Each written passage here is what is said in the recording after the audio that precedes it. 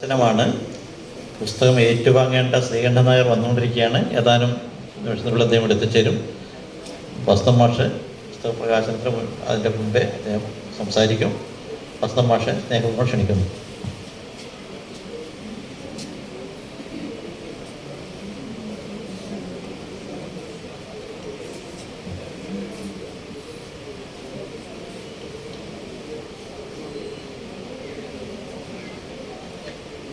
പ്രിയമുള്ളവരെ,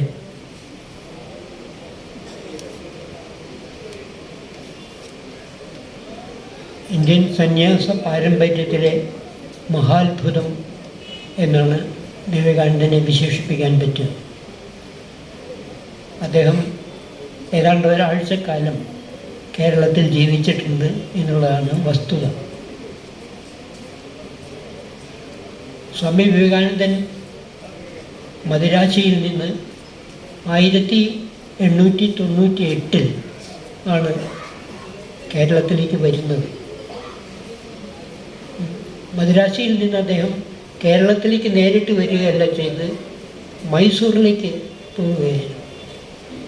മൈസൂറിലെ പര്യടനത്തിൻ്റെ ഇടയിലാണ് വിവേകാനന്ദനെ പറ്റി മനസ്സിലാക്കിയിരുന്ന ഡോക്ടർ പൽപ്പു അദ്ദേഹത്തെ ചെന്ന് കാണുന്നതും തൻ്റെ ക്വാർട്ടേഴ്സിലേക്ക് ക്ഷണിക്കുന്നത്.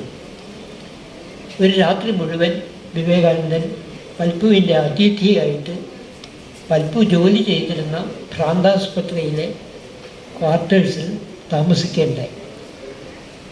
അന്ന് രാത്രിയാണ് കേരളത്തിലെ ജാതി വ്യവസ്ഥയെപ്പറ്റിയും ഒട്ടേറെ അനാചാരങ്ങളെപ്പറ്റിയുമൊക്കെ വളരെ വികാരഭരിതനായി പൽപ്പു സ്വാമിജിയോട് പറയുന്നത്. കന്യാകുമാരിയിലേക്ക് പോകാനാണ് വിവേകാനന്ദൻ ഉദ്ദേശിച്ചിരുന്നത്. പൽപ്പുവുമായിട്ടുള്ള ഈ സംഭാഷണത്തിന് ശേഷം കന്യാകുമാരിയിലേക്കുള്ള യാത്ര കേരളത്തിലൂടെ ആവാം എന്ന് അദ്ദേഹം തീരുമാനിക്കുകയാണ്. എന്നിട്ടാണ് അദ്ദേഹം മൈസൂരിൽ നിന്ന് കേരളത്തിലേക്ക് വന്നിട്ട് തൃശ്ശൂരാണ് അദ്ദേഹം ആദ്യം എത്തുന്നത്. തൃശ്ശൂർ റെയിൽവേ സ്റ്റേഷനിൽ അദ്ദേഹം ഇറങ്ങുകയും ചിലരൊക്കെ ആയിട്ട് അന്ന് വിവേകാനന്ദനെ പറ്റി അത്ര വലിയ നിശ്ചയമൊന്നും ആളുകൾക്ക് ഇവിടെ ഇല്ല. എങ്കിലും ചിലരൊക്കെ വിവേകാനന്ദനെ അറിയുന്നവരുണ്ടായിരുന്നു, എന്ന് വെച്ചാൽ കേട്ട് പരിചയമുള്ളവരുണ്ടായിരുന്നു എന്ന് മാത്രം. അങ്ങനെ 1-2 പേരായിട്ട് അദ്ദേഹം സംസാരിച്ചിട്ട് അന്ന് പിന്നെ അദ്ദേഹം കൊടുങ്ങല്ലൂർക്കാണ് പോകുന്നത്. അത് അരനാട്ടുകരയിൽ നിന്നും വഞ്ചിയിലാണ് യാത്ര ചെയ്യുന്നത്. വഞ്ചിയിൽ യാത്ര ചെയ്തിട്ട് ഏതാണ്ട് ഒരു 11 മണി സമയത്തോടു കൂടിയാണ് അദ്ദേഹം കൊടുങ്ങല്ലൂരെത്തിയത്. അപ്പോൾ തലേന്ന് രാത്രി ഭക്ഷണം കഴിച്ചാണ്, പിന്നെ ഭക്ഷണം കഴിച്ചിട്ട് അവിടെ ചെന്ന് കൊടുങ്ങല്ലൂർ ദേവീ ദർശനത്തിന് അദ്ദേഹം ആഗ്രഹിച്ചുവെങ്കിലും അകത്തേക്ക് കയറാൻ പറ്റുമോ ഇല്ലയോ എന്നുള്ളത് സംശയം കാരണം അദ്ദേഹം പുറത്ത് നിന്ന് തൊഴുതേയുള്ളൂ. എന്നിട്ട് വന്നിട്ട് അവിടെ ഒരാലിൻ്റെ ചുവട്ടിൽ ഇരുന്നു. ഒരുപാട് സന്യാസിമാർ ഗോസായിമാരും ഒക്കെ അക്കാലത്ത് കൊടുങ്ങല്ലൂർ വന്നു പോകുന്നതാണ്. അതുകൊണ്ട് ആരും അദ്ദേഹത്തെ ശ്രദ്ധിച്ചു പോയൊന്നുമില്ല. ആരും അദ്ദേഹത്തിന് ഭക്ഷണം കൊടുക്കാനോ ഭിക്ഷ കൊടുക്കാനോ ഒന്നും ശ്രദ്ധിച്ചില്ല. ഒരു സന്യാസി വന്നവിടെ ഇരിക്കുന്നു എന്നുള്ള മട്ടിലാണ്. വൈകുന്നേരം വരെ അദ്ദേഹം പട്ടിണി ആയി. രാത്രി ആ മരത്തിൻ്റെ ചുവട്ടിൽ കിടന്ന് ഉറങ്ങുകയാണ് ചെയ്യുന്നത്. എങ്ങും അഭയം കിട്ടിയിരുന്നില്ല. രാവിലെ എഴുന്നേറ്റ് അപ്പോഴത്തേക്കും വിശപ്പ് സഹിக்க വയ്യാതെയായിരിക്കുന്നു. 24-28 മണിക്കൂറായി ഭക്ഷണം കഴിച്ചിട്ട്. എന്താണ് ചെയ്യേണ്ടത് എന്നറിയില്ല. അദ്ദേഹം എന്ത് ചെയ്യണം എന്നറിയാനായി ആലോചിച്ചിരുന്നപ്പോഴാണ് അമ്പലത്തിൽ നിന്ന് 2 സ്ത്രീകൾ, ഒരു മധ്യവയസ്കയും ഒരു ചെറുപ്പക്കാരിയും തൊഴുത് പുറത്തേക്ക് ഇറങ്ങി വരുന്നത് കണ്ടിട്ട് സ്വാമി നേരെ അവരുടെ മുമ്പിൽ ചെന്ന് നിന്ന്, സ്വാമിക്ക് ഇംഗ്ലീഷും ബംഗാളിയും സംസ്കൃതവും മാത്രമേ നിശ്ചയമുള്ളൂ. അദ്ദേഹം സംസ്കൃതത്തിലാണ് ചോദിച്ചത്. ഇവർക്ക് മനസ്സിലാവില്ലയോ എന്നൊന്നും അറിയാൻ വയ്യ. എനിക്ക് വല്ലാതെ വിശക്കുന്നു, എനിക്കിത്തെ ഭക്ഷണം തരാമോ എന്ന് ചോദിച്ചു. സ്വാമി അമ്പരപ്പിച്ചുകൊണ്ട് ആ ചെറുപ്പക്കാരി സ്ത്രീ പറഞ്ഞു, ഞങ്ങളുടെ കൂടെ വരൂ, ഭക്ഷണം തരാം. സംസ്കൃതത്തിലാണ് പറഞ്ഞത്. വിവേകാനന്ദൻ അത്ഭുതപ്പെട്ടു. ഈ സംസ്കൃതം പറയുന്ന ഒരു സ്ത്രീയോ? അവരുടെ കൂടെയാണ് വിവേകാനന്ദൻ കൊടുങ്ങല്ലൂർ കൊട്ടാരത്തിലേക്ക് ചെന്നത്. അവിടെ അദ്ദേഹത്തിന് ഭക്ഷണം വിളമ്പിക്കൊടുത്തു. ഭക്ഷണമൊക്കെ കഴിച്ചു. അദ്ദേഹം ആ കൊട്ടാരത്തിലേക്ക് കടന്നു പോകുമ്പോൾ പടിവാതിക്കൽ ഒറ്റ മുണ്ട് മാത്രം എടുത്ത് കറുത്ത് നല്ല പൊക്കമുള്ള ഒരാൾ ഒരു തൂമ്പ കൊണ്ട് തെങ്ങിന് തടവിട്ട് നിൽക്കുന്നു, തടവെടുത്ത് നിൽക്കുന്നുണ്ട്. അദ്ദേഹം എന്തോ മലയാളത്തിൽ ഈ സ്ത്രീകളോട് ചോദിച്ചു. ഈ സ്ത്രീകൾ അതിന് മറുപടിയും പറഞ്ഞു. സ്വാമിക്കൊന്നും മനസ്സിലായില്ല. അത് കഴിഞ്ഞ് പോയി. ഭക്ഷണമൊക്കെ കഴിഞ്ഞ് അദ്ദേഹം തിരിച്ച് വരുമ്പോഴും ഈ മനുഷ്യൻ തെങ്ങിന് തടവെടുത്തുകൊണ്ട് നിൽക്കുകയാണ്. ഈ മനുഷ്യനും സംസ്കൃതത്തിൽ അദ്ദേഹത്തോട് ചോദിക്കുന്നു, ഭക്ഷണം കിട്ടിയില്ലേ, തൃപ്തിയായില്ലേ എന്ന്. അത് വിവേകാനന്ദന് അത്ഭുതമായി തീർന്നു. അമ്പലത്തിൽ പോയി വന്ന 2 സ്ത്രീകൾ പറഞ്ഞില്ല, ഇവിടെ നിൽക്കുന്ന ഒരു കൂലിപ്പണിക്കാരൻ, അയാളും സംസ്കൃതത്തിൽ തന്നെയാണ് ചോദിക്കുന്നത്. സ്വാമി സംസ്കൃതത്തിൽ തന്നെ മറുപടി പറഞ്ഞു, എനിക്ക് തൃപ്തിയായി, ഭക്ഷണം കിട്ടി എന്ന് പറഞ്ഞു. അപ്പോൾ ഇയാൾ, ഈ കൂലിപ്പണിക്കാരൻ തിരിച്ചു ചോദിച്ചു, അങ്ങക്ക് ഞാനത് ചോദിക്കാൻ കാരണം എന്താണെന്ന് അറിയാമോ? അറിയില്ല. പിന്നെ സംഭാഷണം സംസ്കൃതത്തിലാണ്. മനുഷ്യർക്ക് കൊടുത്ത് മതി എന്ന് പറയിപ്പിക്കാവുന്ന ഒരേ ഒരു കാര്യം ഭക്ഷണമാണ് എന്ന്. ബാക്കി എന്ത് കൊടുത്താലും ആളുകൾക്ക് മതിയാവില്ല. പണം കൊടുത്താൽ കുറച്ചും കൂടെ കിട്ടാം, വസ്ത്രം കൊടുത്താൽ കുറച്ചും കൂടെ കിട്ടാം, ഭൂമി കൊടുത്താൽ കുറച്ചും കൂടെ കിട്ടാം. ഏതെങ്കിലും ഒരു സമയത്ത് മനസ്സ് നിറഞ്ഞ് മതി, എനിക്ക് മതി എന്ന് പറയാവുന്ന ഒരേ ഒരു സാധനം ഭക്ഷണമാണ്. അതുകൊണ്ട് മതിയായോ എന്ന് ഞാൻ അതാണ് ചോദിച്ചത്. അപ്പോൾ സ്വാമി വിവേകാനന്ദന് അത്ഭുതം തോന്നി. ഇയാൾ എന്താ ഈ പറയുന്നത്? ഒരു കൂലിപ്പണിക്കാരിൽ നിന്ന് പ്രതീക്ഷിക്കാവുന്ന കാര്യമാണോ എന്ന് പറഞ്ഞു. എന്നിട്ട് ഈ മനുഷ്യൻ്റെ ആഗ്രഹങ്ങളെ പറ്റിയാണ് അവർ സംസാരിക്കാൻ തുടങ്ങി. മനുഷ്യൻ്റെ ആഗ്രഹങ്ങളെ പറ്റി പറയും. അത് എങ്ങനെയൊക്കെയോ വഴിഞ്ഞു വഴിഞ്ഞ് ബൃഹദാരണ്യോപനിഷത്തിലും മാണ്ഡൂക്യോപനിഷത്തിലും ഒക്കെ ചെല്ലുകയും ഏതാണ്ട് 1.5 മണിക്കൂർ നേരം ഈ ഉപനിഷത്തുകളെ പറ്റി ഇവർ സംസാരിക്കുകയും ചെയ്തു. സംസാരിച്ചതിന് ശേഷം ഈ കളച്ചുകൊണ്ടിരിക്കുന്ന ആൾ പറഞ്ഞു, മതി, കാലത്തെ പണിയൊക്കെ കഴിഞ്ഞു, എനിക്കിനി കുളിക്കണം, ഭക്ഷണം കഴിക്കണം, മതി ആവുന്നവരെ ഭക്ഷണം കഴിക്കണം എന്ന് പറഞ്ഞ് അദ്ദേഹം അകത്തേക്കും പോയി. വിവേകാനന്ദൻ തിരിച്ച് പോവുകയും ചെയ്തു. ഇതാരാണ് ഇത്? സ്വാമി വിവേകാനന്ദത്തിന് ഒന്നും പിടികിട്ടിയിരുന്നില്ല. അതാണ് കേരളത്തിലെ വിവേകാനന്ദൻ്റെ ആദ്യത്തെ അനുഭവം. പിന്നീട് അദ്ദേഹം എറണാകുളത്തേക്ക് പോയി. എറണാകുളത്ത് ഒരു അഡ്വക്കേറ്റിൻ്റെ അതിഥിയായിട്ട് 2 ദിവസം താമസിച്ചു. പിന്നെ അവിടുന്ന് തിരുവനന്തപുരത്തേക്ക് പോവുകയാണ്. തിരുവനന്തപുരത്ത് വെച്ചാണ് അന്നത്തെ യൂണിവേഴ്സിറ്റി കോളേജിലെ ഫിലോസഫി പ്രൊഫസറുടെ അതിഥിയായിട്ട് അദ്ദേഹം 2-3 ദിവസം തിരുവനന്തപുരത്ത് താമസിച്ചു.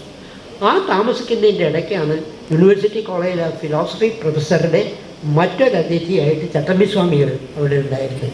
ചട്ടമ്പിസ്വാമികൾ വിവേകാനന്ദനിൽ നിന്ന് കണ്ടുമുട്ടി സംസാരിക്കുന്ന അപ്പോഴാണ് ഈ നമ്മളുടെ യോഗശാസ്ത്രത്തിലെ ഖേദജി മുദ്ര എന്താണ് എന്ന് വിവേകാനന്ദൻ പല ആളുകളോടും ചോദിച്ചിട്ട് തൃപ്തികരമായ മറുപടി അദ്ദേഹത്തിന് കിട്ടിയിരുന്നില്ല.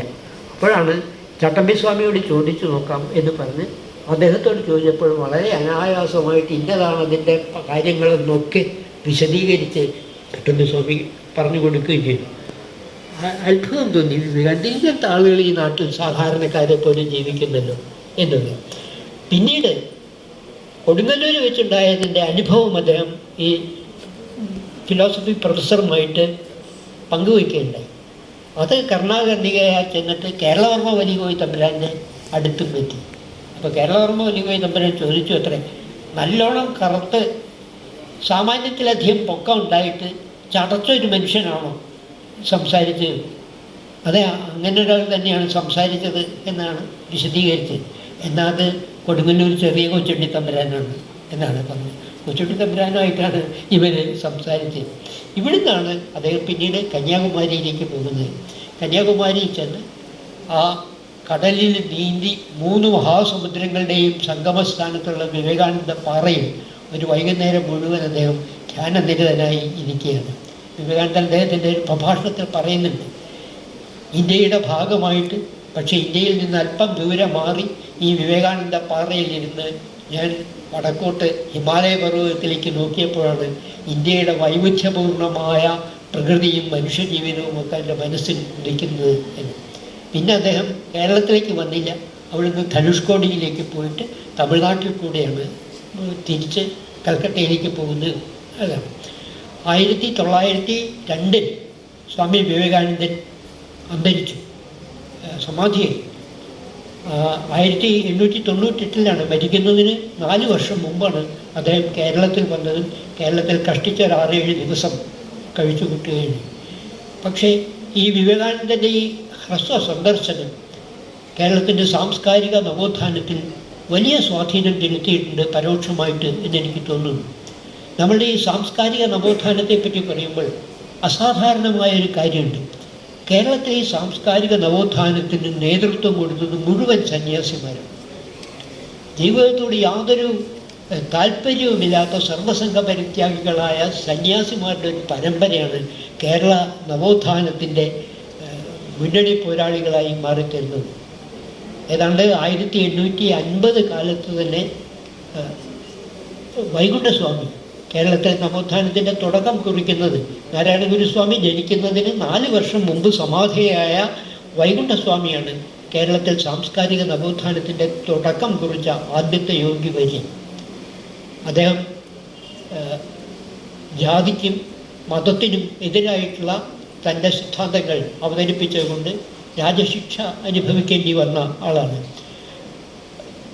അദ്ദേഹത്തിന് ശേഷമാണ് നമ്മൾ ചട്ടമ്പിസ്വാമിയെ കാണുന്നത്.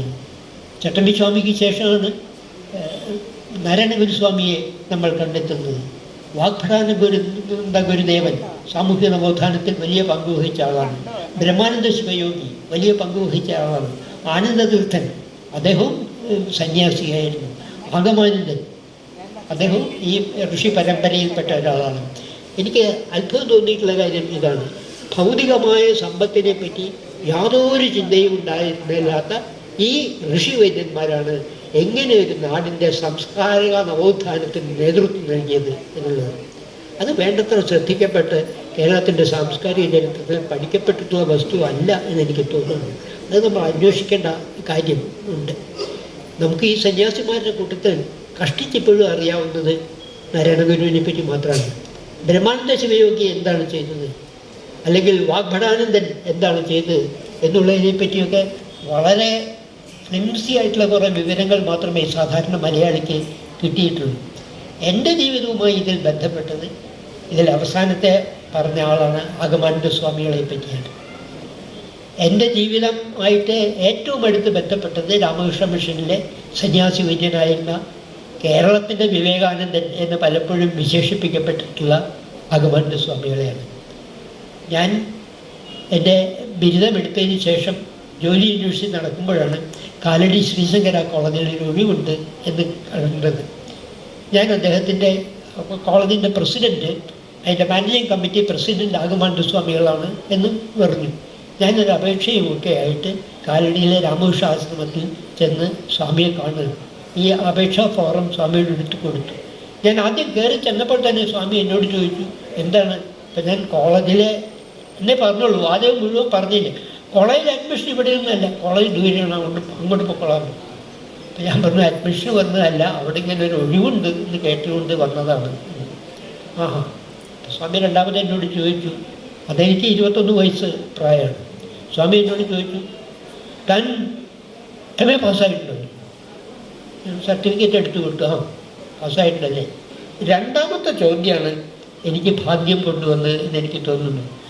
വിവേകാനന്ദൻ്റെ ഏതെങ്കിലും പുസ്തകം വായിച്ചിട്ടുണ്ടോ എന്നാണ് സ്വാമി രണ്ടാമത് എന്നോട് ചോദിച്ച ചോദ്യം. എങ്ങനെ അത് സംഭവിച്ചു എന്നെനിക്കിപ്പോഴും അറിയില്ല. എൻ്റെ വലിയമ്മയുടെ ഭർത്താവ്, അദ്ദേഹം വിദേശത്തൊക്കെ ജോലി നോക്കിയിരുന്ന ഒരാളാണ്. അദ്ദേഹം വിവേകാനന്ദൻ്റെ വലിയ ഭക്തനായിരുന്നു. BA പരീക്ഷ ഞാൻ പാസ്സായി കഴിഞ്ഞപ്പോൾ അദ്ദേഹം എനിക്ക് വിവേകാനന്ദൻ്റെ കംപ്ലീറ്റ് വർക്ക്സ് 5 വോളിയായിട്ടാണ് തന്നത്. ഇത് നീ കൊണ്ടുപോയി വായിക്കും എന്ന് പറഞ്ഞു. ഞാൻ ആ പുസ്തകം BA വെക്കേഷൻ കാലത്താണ്, MAക്ക് ചേരുന്നതിന് മുമ്പാണ് ഈ 5 വോളിയൂംസ് ഞാൻ വായിച്ചത്. അന്ന് വിവേകാനന്ദൻ്റെ ചിന്തയുടെ ഔന്നത്യത്തെ പറ്റിയൊന്നും മനസ്സിലാക്കാനുള്ള പ്രാപ്തി അന്നില്ല എന്നല്ല പറഞ്ഞിട്ട് ഇന്നും ഇല്ല. എങ്കിലും അന്ന് വായിച്ചപ്പോൾ എന്നെ വല്ലാതെ ആകർഷിച്ച കാര്യം സ്വാമിജിയുടെ ഇംഗ്ലീഷിൻ്റെ ഭംഗിയാണ്. ഇത്രയും ശക്തിയായിട്ട് എങ്ങനെ ഇംഗ്ലീഷ് എഴുതുന്നത് എന്നുള്ളതാണ്. അങ്ങനെ ഇംഗ്ലീഷ് ഭാഷയുടെ കരുത്തും അതിൻ്റെ ചാരുതയും മുഴുവൻ എനിക്ക് ആദ്യം പകർന്നു നൽകുന്നത് ഈ വിവേകാനന്ദ വാണിയിൽ നിന്നാണ്. അന്നതിലെ ഒരുപാട് ഭാഗങ്ങൾ ഞാൻ കാണാതെ പഠിക്കേണ്ടായി. അതിൻ്റെ ഔന്നത്യത്തെപ്പറ്റി വിചാരിച്ചിട്ടൊന്നുമല്ല, അതിൻ്റെ ചിന്തയുടെ ഔന്നത്യത്തെപ്പറ്റി വിചാരിച്ചൊന്നുമല്ല. അദ്ദേഹം ഭാഷയിൽ എഴുതുന്നതിൻ്റെ ക്ലാരിറ്റി, എന്തൊരു കൃത്യമായിട്ടാണ് കാര്യങ്ങൾ പറയുന്നത്. ക്ലാരിറ്റിയും ഫോഴ്സും, വളരെ ശക്തിപൂർവ്വം കാര്യങ്ങൾ പറയുക. എനിക്കിപ്പോഴും വിവേകാനന്ദൻ്റെ വാണികളിലെ പല ഭാഗങ്ങളും ഇത്രയും കാലം കഴിഞ്ഞിട്ട് ചില വരികളൊക്കെ ഇപ്പോഴും ഓർമ്മയുണ്ട്.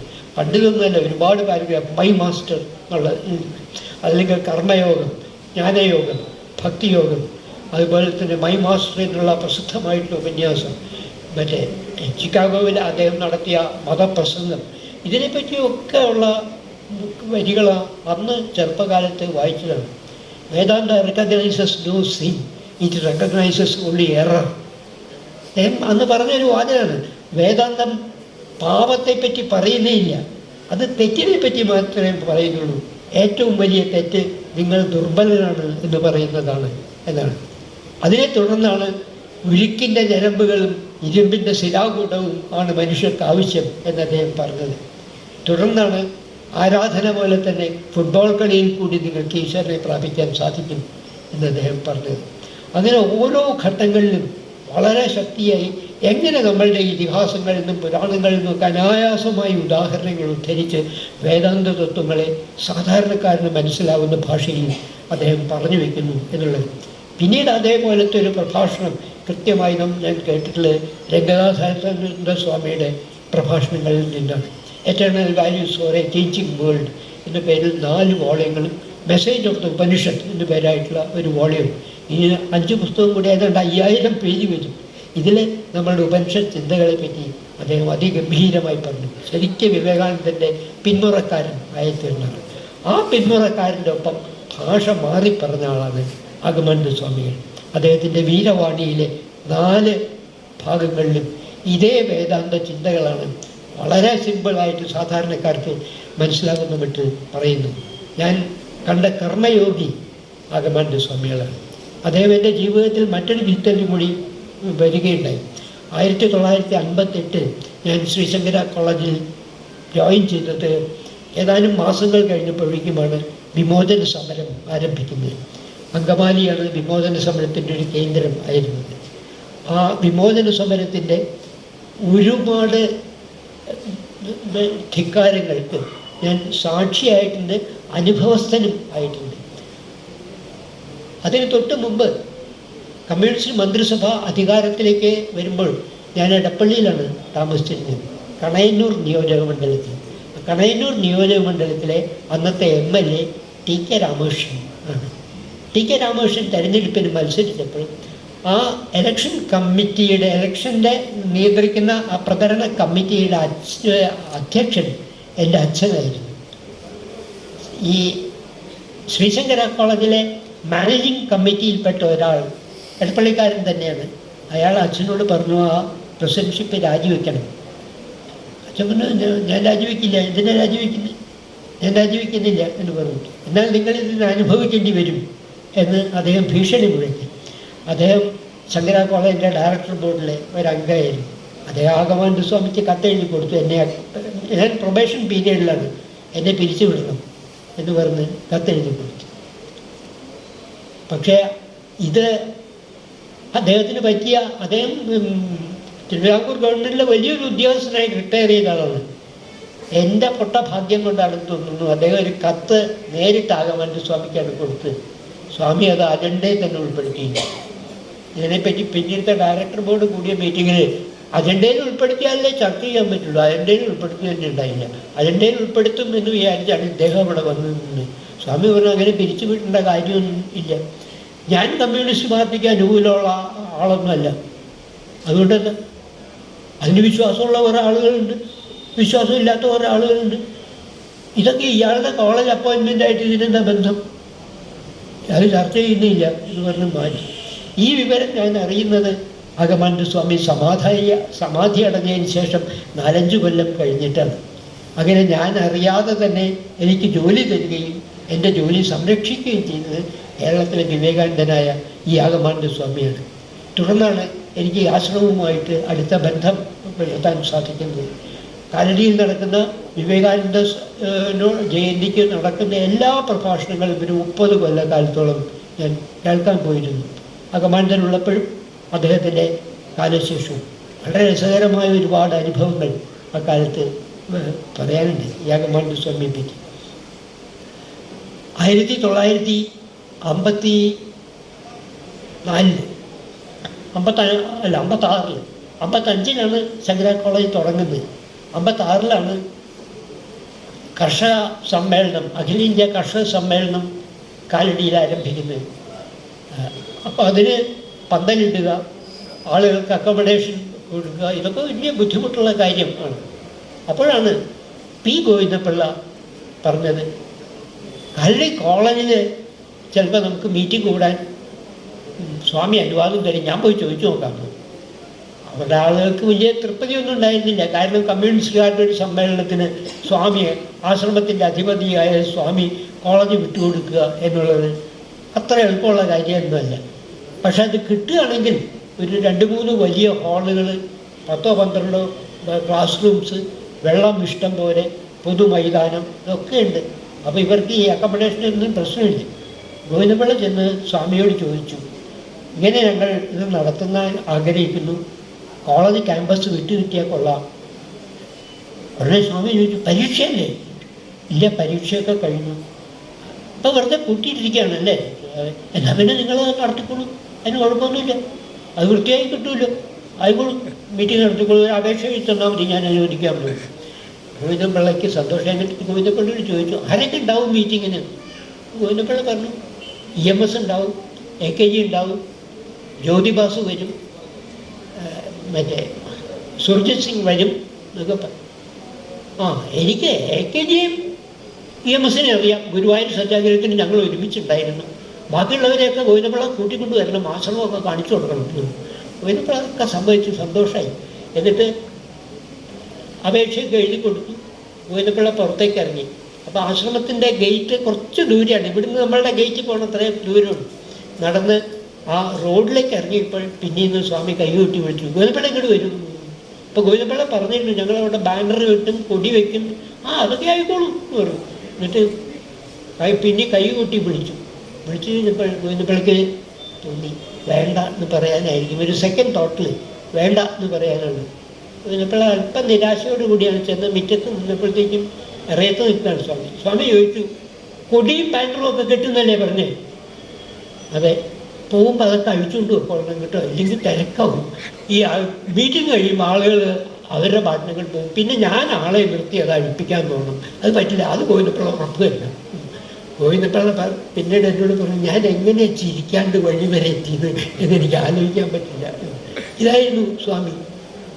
സ്വാമിയെ പറ്റി എനിക്ക് ഒരു കാര്യം കൂടി പറയാനുള്ളത്, അതെന്നോട് ഞാനിവിടെ റിസർച്ചുമായിട്ട് ഈ ഡോർമെറ്ററി താമസിച്ചിരുന്ന കാലത്ത് അന്ന് അക്കാഡമിയുടെ പ്രസിഡന്റ് ഗുപ്തനായർ സാറാണ്. ഗുപ്തനായർ സാറ് ഭഗവാനന്ദൻ്റെയും വിവേകാനന്ദൻ്റെയും ഒക്കെ വലിയ ആരാധകനായിരുന്നു. അദ്ദേഹം പറഞ്ഞ ഒരു കാര്യം, ഈ 1936 ആണ് നമുക്ക് ക്ഷേത്രപ്രവേശനം കിട്ടുന്നത്. ഏതാണ്ട് അതിന് കുറച്ച് മുമ്പ്, അതിന് 10-20 കൊല്ലം മുമ്പ് ശൃംഗേരി മഠം കാലടിയിൽ ഒരമ്പലം പണിതിരുന്നു. ശങ്കരാചാര്യരുടെയും ശാരദാദേവിയുടെയും ഒക്കെ അമ്പലം പണിതിരുന്നു. അക്കാലത്താണ് കാലടി ആശ്രമത്തിൽ ഒരു ചെറിയ അമ്പലം ഭഗവാന്റെ സ്വാമികളുടെ വകയായിട്ടും ഉണ്ട്. ആ അമ്പലത്തിൽ പൂജ നടത്തിയിരുന്നത് ഒരു ഹരിജൻ കുട്ടിയാണ്, വാവക്കുട്ടൻ എന്ന പേരിൽ. അയാൾ കഴിഞ്ഞ മുമ്പത്തെ കൊല്ലാണ്, 93-ാമത്തെ വയസ്സിലാണ് മരിച്ചത്. എനിക്ക് ധാരാളം പരിചയം ഉണ്ടായിരുന്ന ആളാണ്, സ്കൂൾ മാഷായിരുന്നു വാവക്കുട്ടൻ. ഒരു പുലയ സമുദായത്തിൽപ്പെട്ട കുട്ടിയാണ്. അയാളെ പഠിക്കാൻ വേണ്ടി സ്വാമി ആശ്രമത്തിലേക്ക് കൊണ്ടുവന്ന് പഠിപ്പിക്കുകയാണ് ചെയ്ത്.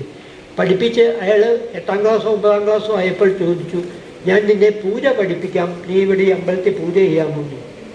പൂജ ചെയ്തിരുന്നത് അയാളാണ്, വളരെ കാലം അവിടെ പൂജ ചെയ്തിരുന്നത്. അതേപോലെ തന്നെ 2 പുലയ കുട്ടികളെ അദ്ദേഹം സംസ്കൃതം പഠിപ്പിക്കേണ്ടായി. ഇതൊക്കെ ശൃംഗേരി മഠക്കാർക്ക് തീരെ രുചിച്ചിരുന്ന കാര്യം അല്ല. അവർണ സമുദായക്കാരനെ സംസ്കൃതം പഠിപ്പിക്കുക, അധകൃത വർഗത്തിൽപ്പെട്ട ഒരുത്തനെ വേദമന്ത്രങ്ങൾ പഠിപ്പിച്ച് പൂജ ചെയ്യിക്കുക, ഇതൊന്നും അവർക്ക് ഇഷ്ടമായിരുന്നില്ല, സഹിക്കാൻ പറ്റാത്ത കാര്യങ്ങളായിരുന്നത്. എന്നിട്ട് ഈ അമ്പലത്തിൻ്റെ മുമ്പിൽ അവരൊരു ബോർഡ് എഴുതി വെച്ചു, അവർണർക്കും ആഗമാനന്ദനും പ്രവേശനമില്ല എന്നാണ്. ആ ശൃംഗേരി അമ്പലത്തിൻ്റെ മുമ്പിൽ ബോർഡ് എഴുതി വെച്ചത്. ആഗമാനന്ദ സ്വാമികൾ ഇവിടെ യാത്ര കഴിഞ്ഞ് തിരിഞ്ഞു വന്നപ്പോഴാണ് ഈ ബോർഡ് എഴുതിയത് കണ്ടത്. സ്വാമിജി ഏതാണ്ട് 6 അടി കൂടുതൽ പൊക്കമുള്ള ആളാണ്, അതിനൊത്ത വണ്ണമുള്ള ഒത്ത മനുഷ്യനാണ്. ഒരു നീണ്ട അദ്ദേഹത്തിൻ്റെ തോളെത്താൻ പോകുന്ന ഒരു വടി പിടിച്ചാണ് ഇങ്ങനെ നടക്കുക. അദ്ദേഹത്തിൻ്റെ വീരവാണിയുടെ മുമ്പിൽ ആ പടമുണ്ട്, ഇങ്ങനെ ഈ വടിയും പിടിച്ചുകൊണ്ട് നിൽക്കുന്നത്. ഈ ബോർഡ് എഴുതി വെച്ച വിവരം ആരോ പറഞ്ഞു കഴിഞ്ഞപ്പോൾ സ്വാമി പെട്ടെന്ന് ക്ഷുഭിതനായി. വാസ്തവത്തിൽ ഒരു സന്യാസി ഇത്തരം ഭ്രാന്തികളുടെ നേരെ മൗനം പാലിക്കുകയാണ് ചെയ്യുന്നത്. പക്ഷെ ആഗമാനന്ദൻ്റെ ജനുസ് വേറെ എന്തായിരുന്നു. അദ്ദേഹം ആ ഹോസ്റ്റലിൽ ഉണ്ടായിരുന്ന 2 ഹരിജൻ കുട്ടികളെയും വിളിച്ചുകൊണ്ട് നേരെ അവിടെ ചെന്നിട്ട് ആ ബോർഡ് എടുത്ത് ചവിട്ടി കൂട്ടി പുഴയിലേക്ക് വലിച്ചെറിഞ്ഞു. എന്നിട്ട് ഈ കുട്ടികളെ അമ്പലത്തിലേക്ക് കയറ്റി പോയി തൊഴുതിട്ട് പോകാം.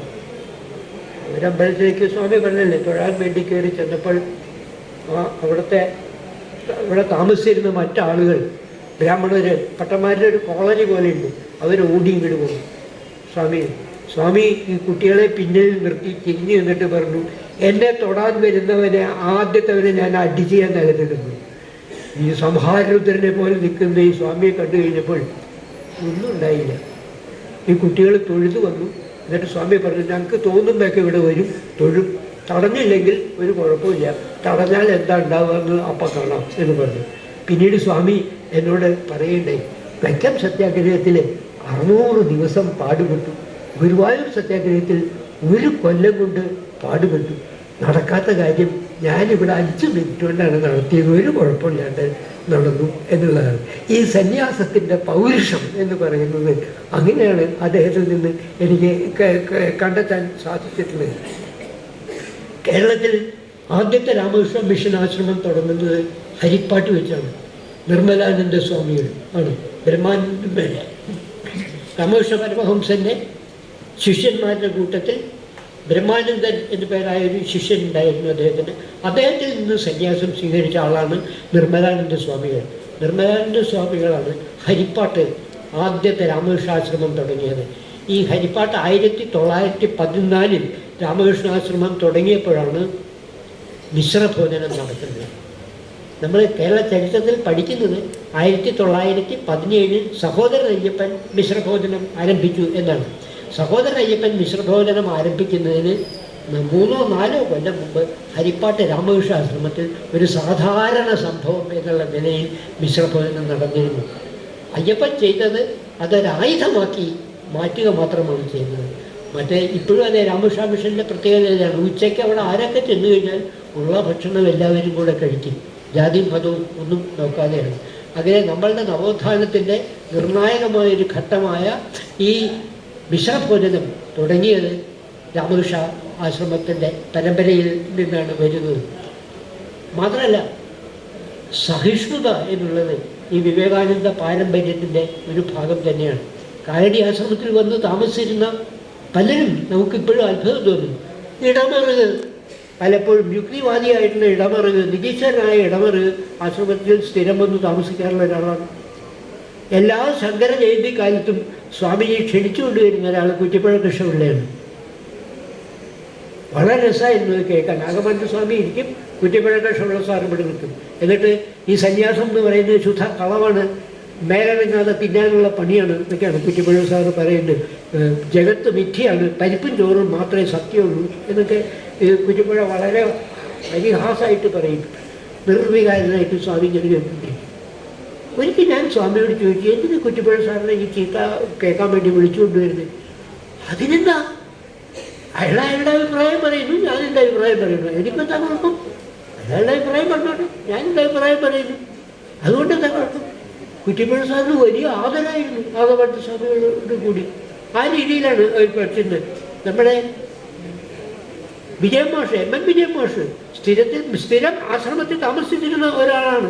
പലപ്പോഴും പെരുമ്പാവൂരിന്ന് PG-യുടെ ഒപ്പം പലപ്പോഴും ആശ്രമത്തിൽ വന്ന് താമസിക്കുന്ന ഒരാളായിരുന്നു P.K. വാസുദേവൻ നായർ. ഇവരോടൊക്കെ ഏത് അഭിപ്രായത്തെയും സ്വീകരിക്കുക, എന്നിട്ട് അത് അവനവൻ ആലോചിച്ച് തനിക്ക് സ്വീകാര്യമായിട്ടുള്ളത് സ്വീകരിക്കുക. ഇതായിരുന്നു വളരെ സിമ്പിളായിട്ടുള്ള സ്വാമിജിയുടെ സമീപനം. ഞാനതെടുത്ത് പറയാൻ കാരണം ഇന്ന് നമ്മൾ അവിടെ നിന്നൊക്കെ മാറിപ്പോയിരിക്കുന്നു എന്നുള്ളത് കൊണ്ടാണ്. ഏതഭിപ്രായത്തെയും സ്വീകരിക്കുക എന്നുള്ളതിൽ നിന്നും നമ്മളുടെ യുക്തിക്ക് യോജിച്ച അഭിപ്രായം നമ്മൾ സ്വീകരിക്കുക എന്നുള്ളത്, ഇതാണ് സ്വാതന്ത്ര്യത്തിൻ്റെ അർത്ഥം എന്ന് പഠിപ്പിച്ചത് ആഗമാനന്ദനാണ്. രാമകൃഷ്ണ പരമഹംസൻ്റെ പാരമ്പര്യത്തിൽപ്പെട്ട വിവേകാനന്ദൻ ആണ്. വിവേകാനന്ദനിലേക്ക് മടങ്ങിപ്പോവുക എന്ന് പറഞ്ഞു കഴിഞ്ഞാൽ അഭിപ്രായ സ്വാതന്ത്ര്യത്തെ സംരക്ഷിക്കുക എന്ന മൗലികമായ ജനാധിപത്യ തത്വത്തിലേക്ക് മടങ്ങിപ്പോവുക എന്നുള്ളതാണ്. എന്നെനിക്ക് തോന്നുന്നു. അതുകൊണ്ട് മറ്റെല്ലാ കാലത്തെയും പോലെ തന്നെ ഈ കാലത്ത് പ്രത്യേകിച്ചും സ്വാമി വിവേകാനന്ദൻ്റെ സന്ദേശം നവോത്ഥാനത്തിൻ്റെ അണയാറായ ദീപത്തെ വീണ്ടും ജ്വലിപ്പിക്കുന്നതിനുള്ള ഇന്ധനമാണ് എന്നെനിക്ക് തോന്നുന്നു. ഒരു കാര്യം കൂടി പറഞ്ഞ് ഞാൻ അവസാനിപ്പിക്കുകയാണ്. നമ്മളുടെ കോളേജ് ക്ലാസ്സുകളിൽ കുട്ടികളെല്ലാവരും പഠിക്കുന്നൊരു വിഷയം ഇംഗ്ലീഷാണ്. വിവേകാനന്ദൻ്റെ ഒരു പ്രഭാഷണമോ അദ്ദേഹത്തിൻ്റെ ഒരു പ്രബന്ധത്തിൻ്റെ ഒരു ഭാഗമോ നമ്മളുടെ കോളേജ് ക്ലാസ്സുകളിൽ ഇല്ല. വിവേകാനന്ദനെ പറ്റി മാത്രമല്ല, ജവഹർലാൽ നെഹ്റു എഴുതിയ ഒന്നും നമ്മുടെ കോളേജ് ക്ലാസ്സുകളിൽ പഠിപ്പിക്കുന്നില്ല. ഗാന്ധിജി എഴുതിയ ഒന്നും നമ്മളുടെ കോളേജ് ക്ലാസ്സുകളിൽ പഠിപ്പിക്കുന്നില്ല. അരവിന്ദ ഘോഷിനെ പറ്റി ഒരു സൂചന പോലും ഇല്ല. ബാലഗംഗാധര തിലകനെ പറ്റി യാതൊന്നുമില്ല. എന്തിന് സർവപ്പള്ളി രാധാകൃഷ്ണനെ പറ്റി പോലും നമ്മളുടെ കോളേജ് ക്ലാസ്സുകളിൽ ഒരു പാഠം പോലും ഇല്ല എന്നുള്ളതാണ്. ഇല്ല എന്നുള്ളതിൽ എനിക്ക് സങ്കടം ഉണ്ട്.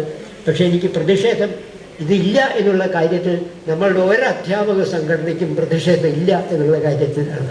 നമ്മളെന്താ ഈ കുട്ടികളെ പഠിപ്പിക്കുന്നത്? പുതിയ ഇന്ത്യ സൃഷ്ടിക്കുന്നതിന് വേണ്ടി ഈ മഹത് വ്യക്തികളെ വിസ്മരിച്ചുകൊണ്ടാണ്. നമ്മളുടെ കോളേജ് ക്യാമ്പസുകൾക്ക് വിവേകാനന്ദനും ആഗമാനന്ദനും അരവിന്ദ ഘോഷും ബാലഗംഗാധര തിലകനും ഒക്കെ അന്യന്മാരാണോ?